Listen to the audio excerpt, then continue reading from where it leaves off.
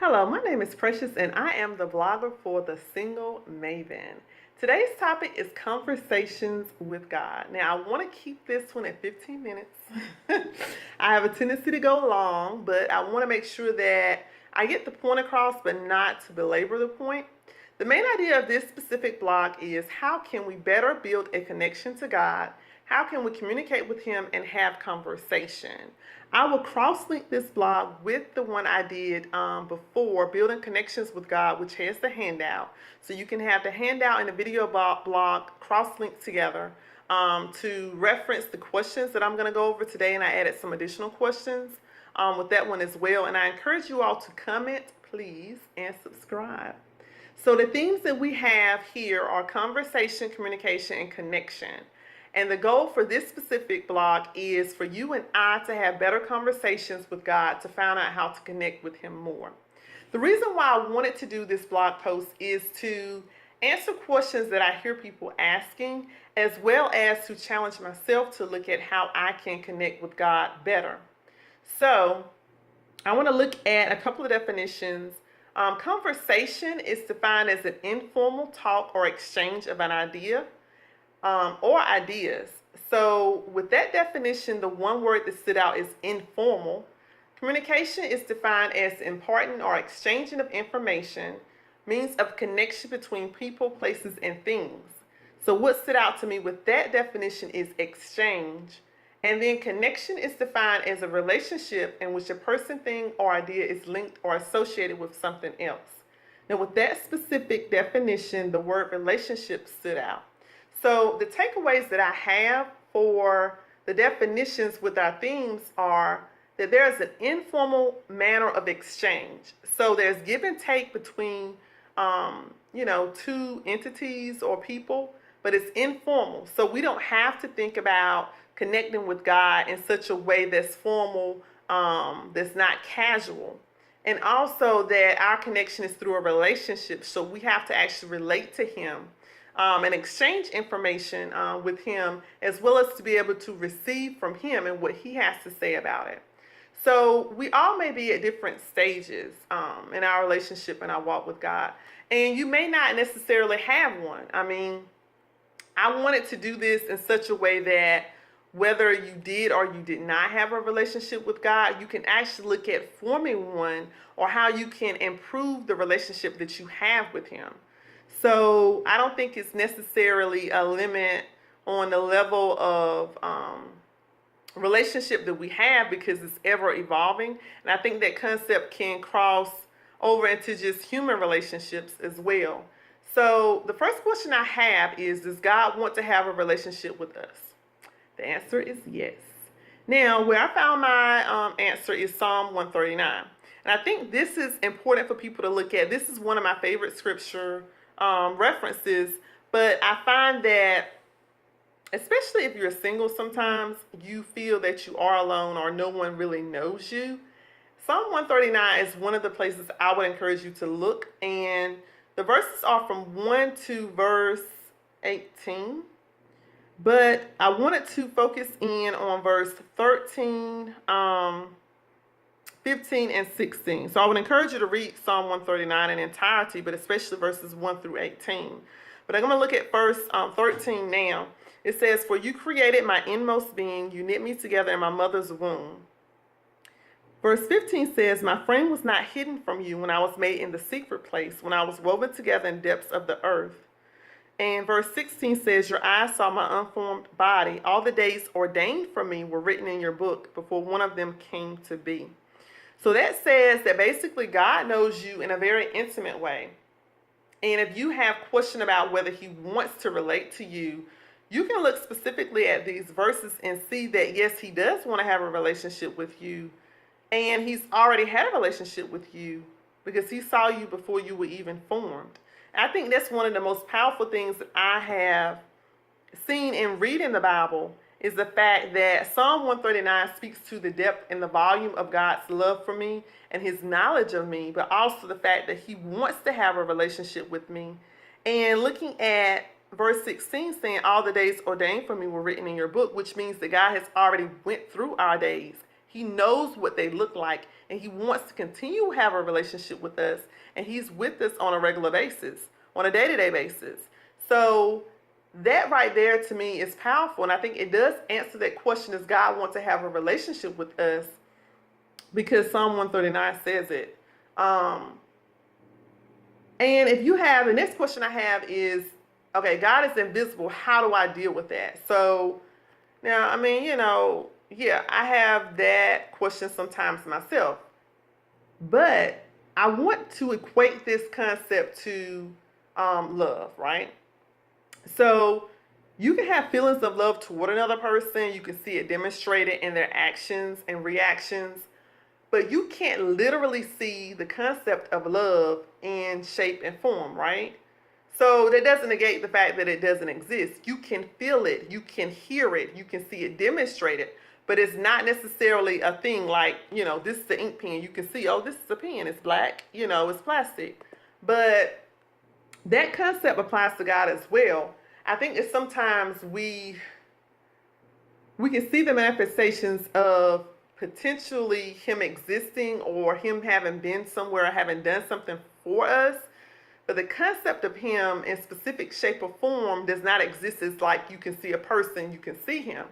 That does not negate the fact that he does exist and he desires to have a relationship with us. So I think we have to push our minds past the fact that he's invisible in order to remember that, just like Psalm 139 says, he walked through all of our days. He has them written in his book. So he knows us. He knows us to the degree that he knew us before we knew ourselves. So I think that in thinking about it in that regard, we should pursue him and be a little bit more intentional about it. And it doesn't have to be something that's a lot of work. Now, sometimes it is, but it doesn't have to be. And we'll talk about that, I think, in the second question, the next question. But the first thing I wanted to talk about is, do we take God's presence for granted, before I get to that part?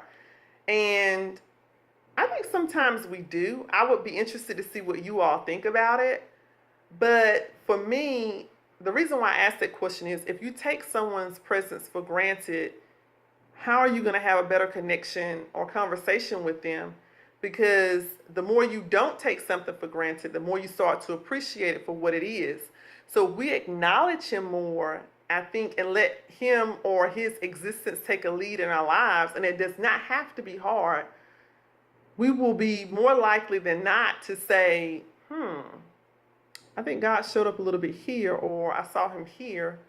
Let me pursue him more. Because some things, sometimes I challenge myself to see where I can see him in a new and different way. And I say specifically, God, I do want to see you in a new and different way, because I don't want to have my concept of God be something that is outdated or stuck in a specific format, because he's infinite, he's eternal. There is no limit to him. So if I put limits on him and I look at him only through the lens of how I have seen him or how I think I should see him, I negate the fact of actually experiencing the fullness of what I could from him, right? And if it's infinite, yeah, I want to experience as much as I can, because God is love. So if I can experience as much love from him as possible in different ways, why not go for it? So I think if we look at it through that lens, we would have a better way to relate to God, but also it won't be a negative, oh, God is in the sky on the throne, he's looking out at me, oh, he's going to punish me. Now, yeah, there's a level of degree that you have to think about that in your life, but I don't think that should be the lead that you go with, right? It's like always going with the lead of, oh, I shouldn't be transparent because I'm going to get hurt. Yeah, you may get hurt, but the outcome is, if you're never transparent, you're not going to be able to receive the good parts as well. So the next question I have is, how can we start to build connection with God? And this one, I am interested in finding out how we can do that better. I do ask for your feedback, but also looking at different ways. And I think that we can get creative with it. Spend time with him. So that can look different for different people. You can have journaling, you can have mindfulness breaks, you can have devotion time. And if you're trying to figure out who God is and what that really looks like, as with anything, the more time you spend with it, the more you actually can develop a better understanding and concept of what this really means. And it's going to be ever evolving, because the more time and more intentional you are about doing that, the more connection you're going to see to God and the more conversation you can have with him. And that's with anything, it's with the person. So simply talk with him and wait for his response, and be mindful that his response does not have to be at the same time or through someone else, but it could be through something that you read. Also, it could be audible if you have accepted Christ as your Savior and you have the Holy Spirit residing within you. And this has been my experience. He can speak through you as well, where you actually speak verbatim the answer that you're looking for. Prayer. Music is one big one for me, I think. And then also reading the Bible. But you have to be intentional about that as well. I think that the more we pursue him and look at other avenues of books, videos, even scripture art, sometimes I do word art, that's another form of actually connecting with him as well. So thinking about it in regards to, let's just say, like, if you're really dating a physical person, how can you get creative about seeing where he is, where you can spend time with him, and where you can learn more about him? So put it in that concept. And I do kind of have like minute dates with God. I mean, it may sound corny, but for me, I think in this time period, this is probably where I would spend the most time with him. So if you're like a single maven, I do encourage you to do that, but also give me feedback, because I'm always looking for new, fresh, and different ideas to connect with God and to live life in general. Next question I have is, what role does God play in your life? My opinion is he should play a leading role in your life. He should be something that is the go-to, where you think about from the forefront versus like on the back end. And I think that different seasons, there are going to be different ways that he plays a role in your life. For me right now, of course, it will be like my husband, business partner, and co-worker. But it doesn't mean it's always going to be the same. I think whatever is necessary at the time, he can be that thing. But the good thing about him is, it's kind of like, he's like a Girl Friday to a degree, because it's like whatever it is that you need, he pops up and changes. So if we're intentional about thinking about who we could be in our lives and what we see him as being ever evolving, because he loves us that much and he can change form based upon what we need, I think that we would develop a greater appreciation, a greater love for him, because we realize that he's that vast and immense that he takes form and shape based upon our needs, and what's necessary for us in our time. Okay, so what does your description of God look like?